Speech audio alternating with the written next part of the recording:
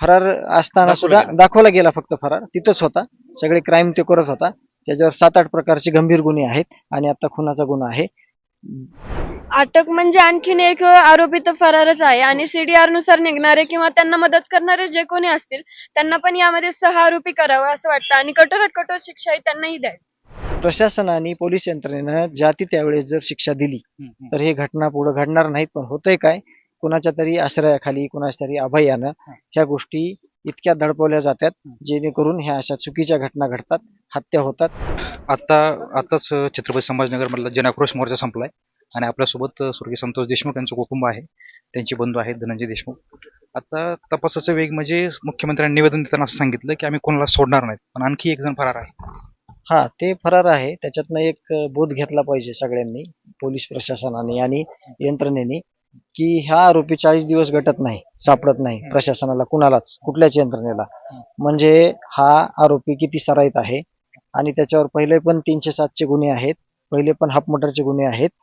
जो फरार आहे त्याच्यावर तो पहिलाही फक्त पेपरवर, कागदपत्रावर 1.5 वर्षापासून फरार आहे, पण इथंच होता, केजमध्येच होता, धारूरमध्येच होता. हे प्रशासन इतकं चुकीच्या पद्धतीनं राहिलेलं आहे, त्याच्यामुळे हा माझ्या भावाची हत्या झालेली मला आहे. सांगा, सगळ्याला माहिती आहे, त्याच्यावरती वारंवार आम्हाला सुद्धा बोल वाटत नाही, अशी क्रूर हत्या झाली. पण 1.5 महिन्याच्या नंतर एखादा आरोपी फरार राहावा, हे पोलीस यंत्रणेबद्दल तुमचं काय मत? मी तेच सांगितलं तुम्हाला की त्याच्यावर पहिले पण तो 1.5 वर्षाला फरार आहे, ओके, कागदोपत्री, कृष्ण आंधळे. कृष्ण आंधळे. पण तो इथंच होता, केजमध्ये होता, धारूरमध्ये होता. फरार असताना सुद्धा दाखवला गेला फक्त फरार तिथंच होता. सगळे क्राईम ते करत होता. त्याच्यावर 7-8 प्रकारचे गंभीर गुन्हे आहेत आणि आता खुनाचा गुन्हा आहे.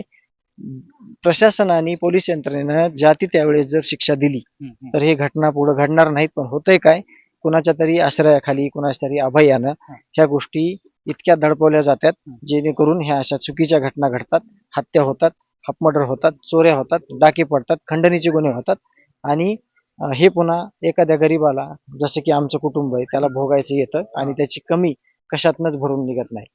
आता हे कधीच भरून निघणारी न हानी आहे, परंतु तुम्हाला ह्या न्यायासाठी एवढं त्यांनी आश्वासन दिलं, सगळे लोक बोलतात याच्यावर, तरी तुम्हाला टाकीवर जाऊन आंदोलन करावं लागतं.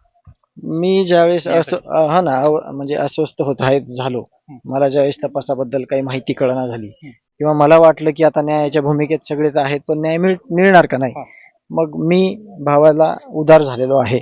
मला भावापेक्षा जास्त प्रॉपर्टी माझी काहीच नव्हती. मी भावावर खूप प्रेम केलेलं आहे, सगळ्या बीड जिल्ह्याने बघितलं आहे आणि तुम्हाला ते कळल पण की मग मला जिवंतपणी पण तोच होता आणि आता पण मला त्याच्यासाठीच संघर्ष करायचा आहे.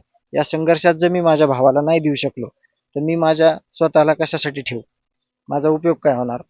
मग लेकरांना तरी मला सांगता येईल की त्या हत्यारांना आपण न्याय दिला, म्हणजे हत्यारांना आपण शिक्षा दिली, भावाला न्याय दिला. यासाठीचा माझा हा संघर्ष अविरतपणे राहणार आहे जोपर्यंत त्या लोकांना फाशी होत नाही ज्यांनी माझ्या भावाची हत्या केली. ताई, आता तू आतापर्यंत काही समाधान तुझं ह्या सगळ्या तपासावरती काही समाधान आहे तुला? समाधान म्हणजे आम्हाला समाधान त्यावेळेस भेटणार आहे ज्यावेळेस माझ्या वडिलांची जी हत्या म्हणजे त्यांच्यावर जो अन्याय झालाय त्याविरुद्ध ज्यावेळेस आम्ही आता न्यायाच्या भूमिकेत आहेत आणि आम्हाला ज्यावेळेस न्याय मिळेल त्यावेळेस आम्हाला कुठं तिळभर समाधान भेटणार आहे. त्यांना अटक केलंय, पण हे पुरेसं ना, काय म्हणजे फक्त अटक आहे? अटक म्हणजे आणखीन एक आरोपी तर फरारच आहे आणि सीडीआर नुसार निघणारे किंवा त्यांना मदत करणारे जे कोणी असतील त्यांना पण यामध्ये सहआरोपी करावं असं वाटतं आणि कठोरात कठोर शिक्षाही त्यांनाही द्यावी. परंतु आता तपास झाला आणि एक आरोपी 1.5 महिन्यात फरार राहतो, त्याच्याबद्दल आणखी कुठली अपडेट दिलेली नाही. मग आता आमचा प्रश्न मागे पण तोच होता की पोलीस प्रशासन आणखीन करतंय काय आणि त्या तपासाबाबत ते आम्हाला मागे सांगत पण नव्हते. म्हणून आम्हाला एक भीती होती म्हणजे नेमका आरोपी का पकडत नाहीयेत. तर म्हणजे पोलीस प्रशासनावर आमचा विश्वास तर आहे आणि आम्हाला आणखीन सुद्धा वाटतं की ते लवकरात लवकर आरोपींना त्यांच्या ताब्यात घेतील आणि कठोरात कठोर कारवाई करतील. हे होते संतोष देशमुख यांचं कुटुंब. गणेश पोकळे, लेट्सअप मराठी, छत्रपती संभाजीनगर.